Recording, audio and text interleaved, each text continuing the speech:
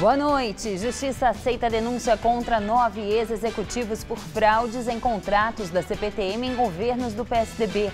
O caso ficou conhecido como Cartel dos Trens de São Paulo. Em nova fase da Lava Jato, 2 ex-gerentes da Petrobras são presos. Um deles é suspeito de usar a lei de repatriação para lavar dinheiro. Ex-diretor da OAS afirma que triplex em Guarujá estava reservado para Lula. Em depoimento ao juiz Sérgio Moro, o ex-executivo revela detalhes da reforma do imóvel. E outro ex-funcionário da empreiteira afirmou a Moro que a OAS também tinha um departamento de propinas. TSE caça o mandato do governador do Amazonas, José Melo do PROS. E Justiça Eleitoral determina nova eleição direta no estado. Você acompanha essas e outras notícias depois do intervalo. Quem já duvidou de si? Quem já teve medo? Quem teve que resistir? Quem aprendeu? Quem cresceu? Quem acreditou? Você tem muitos motivos para seguir em frente e um só banco. Bradesco, pra frente. Me formei na pós-graduação da Casper em 2015. Depois de tanto tempo trabalhando como jornalista, senti a necessidade de uma reciclagem, de mergulhar novamente no mundo acadêmico em busca de novos conhecimentos. Eu, sinceramente, acho um privilégio, porque veja só, no mesmo espaço eu posso executar a minha função de jornalista, apresentando, escrevendo para o site, escrevendo para a televisão. Tenho a oportunidade de aprender, como tive na pós-graduação, futuramente no mestrado, e também posso, ao mesmo tempo, ensinar, passando a minha experiência num curso extracurricular. Poucas as pessoas têm essa oportunidade e eu, felizmente, tenho. Por isso, eu sou Casper. Somos todos Casper.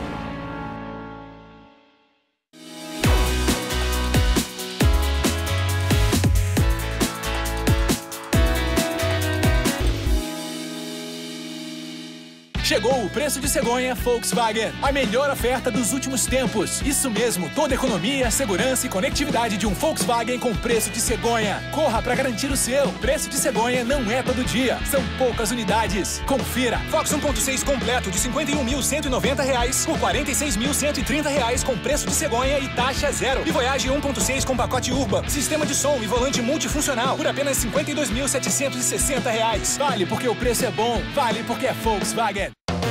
Bonitinha, bonitão, como é que foi a sua semana, hein? Que olha, na minha só teve coisa boa. Se você quer curtir os momentos mais marcantes da semana do Rony, é só ficar com a gente. Perdeu aquela entrevista interessante?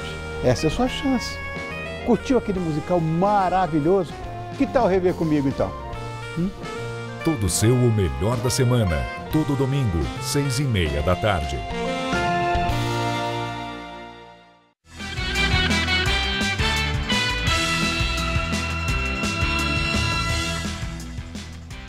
Morador de rua que foi vítima de atos de violência por agentes da Guarda Civil Metropolitana teve o punho quebrado e deve ficar 4 meses imobilizado. Ele pede que os agressores sejam punidos. Samir tem 40 anos. Há 6 meses perdeu o emprego. Como não conseguiu pagar mais o aluguel, ele e a esposa foram morar na rua. Atualmente ficavam na região do metrô Conceição, na Zona Sul. Foi lá que Samir foi agredido ontem por um agente da Guarda Civil Metropolitana. Toda a ação foi gravada por um estudante de jornalismo que passava pelo local. As imagens mostram a abordagem dos agentes. Segundo o morador de rua, eles queriam a nota fiscal dos pertences que estavam em um carrinho de supermercado. Ele chora e pede para não apreenderem os bens. Em determinado momento, Samir é jogado no chão e questiona a ação. Depois é empurrado contra a parede e o GCM chega a torcer o braço dele. O morador de rua tenta se desvencilhar, mas leva uma rasteira. Samir teve o punho fraturado. Ele lamentou a agressão, pois começaria hoje um novo emprego como servente de pedreiro. Ele vai ter que fazer cirurgia, né? Depois de 120 dias, aí eu vou ver se eu vou conseguir arrumar um emprego ainda, né? O prefeito João Dória, do PSDB, classificou o episódio como lamentável e condenou a ação dos guardas. Ele já foi afastado, os outros 2 também, sendo a maior gravidade porque ele foi o agressor, aliás, uma agressão injustificável. E foi agredido covardemente. Isso não foi uma atitude condigna à Guarda Civil Metropolitana. O morador de rua espera que o GCM seja punido. Se fosse eu que tivesse feito isso com ele, uma hora dessa eu estaria preso, atrás de uma carceragem. Então o correto é ele tirar a farda, ser uma pessoa normal e ir para trás de uma cela que nem qualquer pessoa. Samir e a mulher dele passaram a noite aqui neste centro de acolhimento da prefeitura que fica na região central de São Paulo. Ele disse que sente fortes dores no braço e que espera que a justiça seja feita. Um inquérito foi instaurado para investigar o caso. Os bens do casal levados pelos agentes da prefeitura ainda não foram devolvidos. Está entregue na mão de Deus mesmo. Eu entreguei na mão dele desde ontem. Vamos ver o que vai ser feito, né? Ex-ministro José Dirceu está em Brasília. Segundo o jornal Folha de São Paulo, Dirceu ficará na casa da mulher Simone Tristão. José Dirceu deixou a cadeia ontem à tarde. Ao sair do presídio, ele esteve no prédio da Justiça Federal, onde colocou a tornozeleira eletrônica por determinação do juiz Sérgio Moro. O jornal Folha de São Paulo obteve uma foto do petista ainda em Curitiba. Na imagem, ele aparece com várias pessoas, entre elas a equipe de defesa, liderada pelo advogado Roberto Podival, o ex-deputado Ângelo Vagnoni, André e Daniel Godoy, donos da casa onde a foto foi tirada, Luiz Carlos da Rocha, Marcelo Muzeca, Ivete Caribé e Camilo Filho. Segundo a Folha, Camilo e Marcelo faziam visitas semanais a Dirceu na prisão na condição de amigos. De Curitiba, José Dirceu seguiu de carro para São Paulo. Na capital paulista, o ex-ministro tomou café com amigos e depois seguiu para a casa da mulher, Simone Tristão, em Brasília, também de carro. O juiz Sérgio Moro impôs uma série de restrições ao petista. Além da vigilância eletrônica, Dirceu está proibido de sair do país e não pode conversar com outros réus e testemunhas nas ações penais a que responde na Lava Jato. As medidas, segundo o juiz, são para dificultar uma possível fuga. Agora, Dirceu vai aguardar o julgamento do recurso do Tribunal Regional Federal da 4ª Região, com sede em Porto Alegre.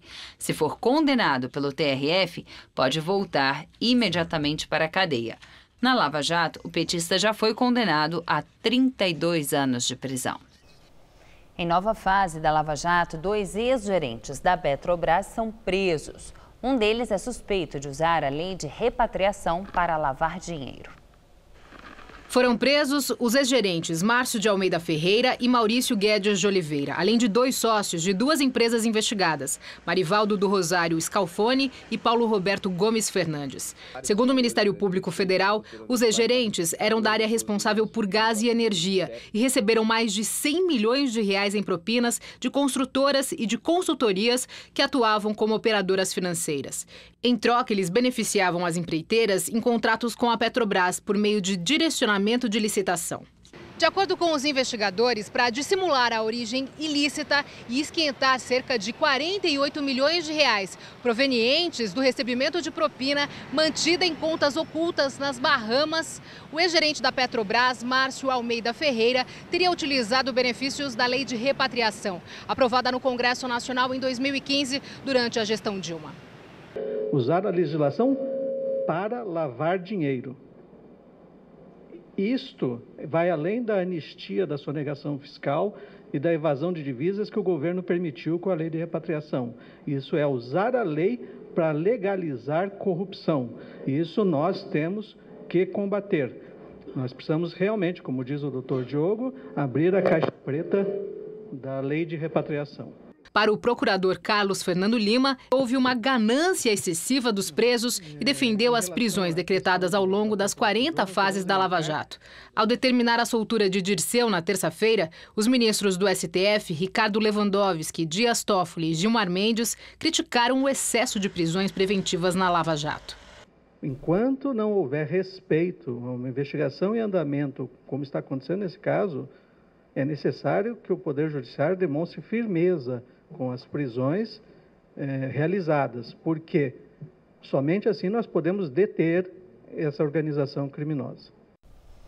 O Tribunal Superior Eleitoral manteve a cassação do governador do Amazonas, José Melo, do PROS, e do vice, Henrique Oliveira, do Solidariedade. A Justiça Eleitoral determinou nova eleição direta no estado. A cassação já havia sido determinada pelo Tribunal Regional Eleitoral do Amazonas. A decisão de agora, do TSE, foi tomada na análise de um recurso movido pela defesa do governador que contestava o TRE. O governador José Melo deve deixar o cargo imediatamente. No entanto, a defesa ainda pode entrar com recursos.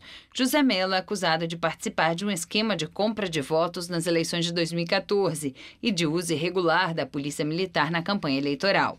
A ação foi proposta pelo atual senador Eduardo Braga, do PMDB, que perdeu a disputa ao governo para Melo. Segundo o TSE, uma nova eleição direta deve ocorrer em até 40 dias. Até lá, quem assume a cadeira do governador é o presidente da Assembleia Legislativa do Amazonas, Davi Almeida, do PSD. José Melo disse que a decisão do TSE é injusta. Direto de Brasília, Josias de Souza fala sobre a decisão do STF que determina que governadores do Piauí, Acre e Mato Grosso podem virar réus sem aval das Assembleias Legislativas. Os otimistas enxergam os escândalos de corrupção como uma oportunidade para a correção de rumos.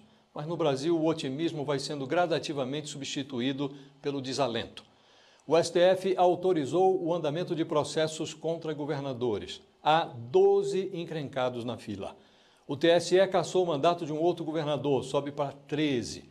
Quer dizer, quase metade dos governadores do país, 48% enrolados. Como se fosse pouco, a Lava Jato descobre um novo esquema em que 3 ex-gerentes da Petrobras receberam 100 milhões em propinas. A lama não para de escorrer. Nos últimos anos, a sequência intolerável de escândalos, um atropelando o outro, desaconselha o otimismo. Depois da roubalheira da era Fernando Collor, vieram os anões do orçamento, os sanguessugas, os mensalões do PT, do PSDB mineiro, do DEM de Brasília, o Petrolão, o impeachment da Dilma, o Eletrolão, o diabo. E o STF abrindo as celas dos condenados. Fica-se com a impressão de que no Brasil a banda ladra venceu. O último a sair rouba a luz. Boa noite. Justiça condena 8 réus da Operação Hashtag. As condenações tiveram a lei antiterrorismo como base. Na decisão, a Justiça argumenta que os réus promoviam a organização terrorista Estado Islâmico nas redes sociais. Eles foram condenados a penas que variam de 5 a 15 anos de prisão. As investigações da Operação Hashtag começaram em julho de 2016, quando faltavam 2 semanas para a Olimpíada do Rio de Janeiro. O presidente Michel Temer participa do lançamento do satélite geoestacionário de defesa e comunicações estratégicas. Temer acompanhou o lançamento da Sala de Comando de Operações Aeroespaciais em Brasília. O satélite foi lançado da Guiana Francesa. Allumage UAP e décollage.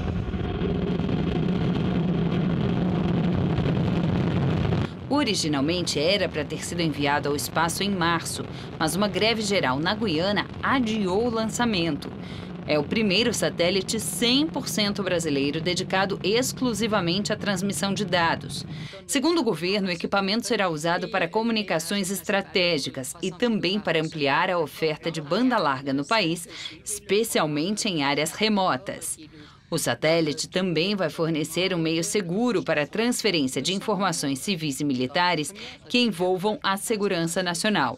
Atualmente, o governo aluga o sinal de satélites privados. O equipamento pesa quase 6 toneladas e tem 5 metros de altura. Vai ficar posicionado a uma distância de 36 mil quilômetros da superfície da Terra, cobrindo todo o território brasileiro e o Oceano Atlântico. Com isto, nós vamos democratizar o fenômeno digital no nosso país, já que a banda larga vai atingir todos os recantos do nosso país, ou seja, quem estiver lá no Amazonas ou em outro canto do nosso país, poderá ter acesso à banda larga e, portanto, volto a dizer, democratizando o sistema digital no nosso país. Acho que é um grande momento para o nosso governo, naturalmente para o Estado brasileiro e para o povo brasileiro. A próxima madrugada deve ter temperaturas mais agradáveis do que as anteriores aqui em São Paulo, com termômetros registrando 17 graus. Veja agora os detalhes da previsão para amanhã com Fernanda Azevedo.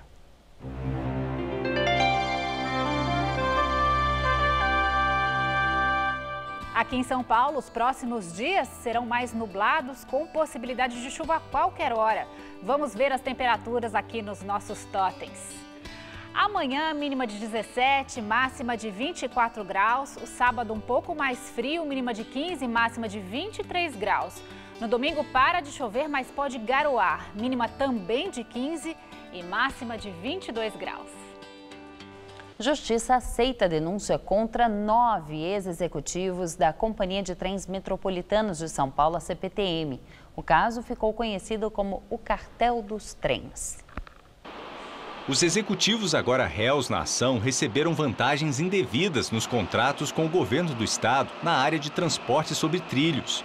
O grupo teria usado falsas empresas de consultoria e contas no exterior para lavar dinheiro de corrupção, recebido entre 1999 e 2011, durante governos do PSDB. Esses pagamentos asseguraram a atuação desse cartel na construção do primeiro trecho da linha 5 Lilás do metrô de São Paulo, pelo valor de R$ 527 milhões, que irrigou contas de vários servidores públicos e agentes políticos, nem todos identificados pela investigação. O Tribunal Regional Federal da 4ª Região em Porto Alegre dispensou o ex-presidente Lula de comparecer aos 87 depoimentos de testemunhas da defesa dele. Nesta ação, o Ministério Público afirma que a Odebrecht destinou dinheiro de propina para a compra de um imóvel para a nova sede do Instituto Lula, que não chegou a ser feita, e para a aquisição do apartamento vizinho à cobertura onde mora o ex-presidente. Em abril, o juiz Sérgio Moro determinou a necessidade da presença de Lula em todos os depoimentos das testemunhas dele. Ex-diretor da OAS Empreendimentos, Roberto Ferreira, confirma em depoimento ao juiz Sérgio Moro que o apartamento triplex em Guarujá foi reservado ao ex-presidente Lula e que a reforma teria custado R$ 1.100.000. Em depoimento que aconteceu hoje em Curitiba, Roberto Ferreira explicou ao juiz Sérgio Moro que o triplex em Guarujá, no litoral de São Paulo, foi mesmo reservado em 2013 para o ex-presidente e para a mulher dele, Marisa Letícia. De acordo com o ex-diretor da OAS, uma equipe de arquitetas que trabalhava com ele fez o projeto de reforma do apartamento. No depoimento, ele disse também que encontrou Marisa Letícia e um dos filhos do casal no imóvel. Roberto Ferreira é réu no processo em que o Ministério Público Federal acusa o ex-presidente Lula de receber um triplex da construtora OAS como pagamento de propina. O ex-diretor é acusado de lavagem de dinheiro. E o ex-presidente da área internacional da OAS, Agenor Medeiros, declarou também em depoimento ao juiz Sérgio Moro que a empreiteira tinha um departamento de propinas, assim como a Odebrecht. O setor cuidava de pagamentos ilícitos para políticos de diversos partidos. Existe uma área na empresa que ela é justamente a área que trabalha nessa parte de vantagens indevidas.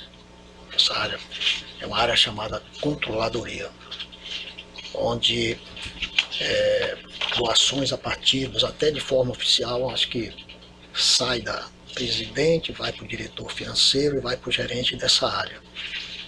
Então, nessa época, o gerente dessa área era o Matheus Coutinho. Foi essa área de controladoria que fez os pagamentos das vantagens indevidas ao PSB também? Foi, ela cuidava dessa parte, dessa área. O senhor disse que foi pagamentos de fornecedores de campanha. Fornecedores de campanha, gráficas e outras coisas mais. Eventualmente, Matheus me mostrava, prestava conta desses valores, pelo menos desses aí, chegava e mostrava. E agora vamos ao comentário de política com José Neumann e Pinto. Uma notícia boa para o Lula. O relator da Lava Jato, na segunda instância, o TRF4 em Porto Alegre, está de férias e o substituto cancelou, alterando a grande maioria das resoluções do titular, a resolução de Sérgio Moro de que ele precisaria comparecer às 87 oitivas de testemunha. Mas, no mesmo dia, uma notícia ruim e factual. Roberto Moreira Ferreira, ex-executivo do OAS, disse que o triplex de Lula no Guarujá estava reservado por Lula e nunca foi posto à venda, contrariando tudo o que a defesa tem dito em sua tentativa de narrar uma construção completamente fictícia e sem lógica nenhuma de um apartamento que foi, era uma cota, não sei o quê. Bom, acontece o seguinte, são muitos depoimentos apontando na mesma direção. No entanto, existe um mito de que prova só documental. Parece que documento não é bem o caso, não apareceu até agora nenhum. Eu, como um velho narrador e um repórter, confio muito nas narrativas que se completam e que se fecham e não acredito em conspirações desse tipo. Mas eu sou eu, a justiça, a lei é outra. Por enquanto, o Lula tem muita dificuldade para se explicar diante dos fatos, mas parece que continua se safando. Será? Bom, eu volto terça-feira, direto ao assunto. Até. Em depoimento ao juiz Sérgio Moro, Paulo Okamoto, presidente do Instituto Lula, afirmou que a OAS pagou por armazenamento de acervo de Lula, mas não era propina. Esse pagamento fez parte de alguma espécie de acerto, em corrupção, em propina? Não, isso não fez parte de nenhum acerto. Eu acredito que isso foi uma contribuição de uma empresa que apoia um projeto cultural, um projeto de preservar a história, como muitas empresas fazem isso hoje em dia. E eu fico por aqui. A edição de hoje pode ser vista no site do Jornal da Gazeta. Uma ótima noite para você até amanhã. O Mesa Redonda fala sobre a campanha dos times brasileiros na Libertadores. Neste domingo, 9 da noite. Assista agora, todo seu.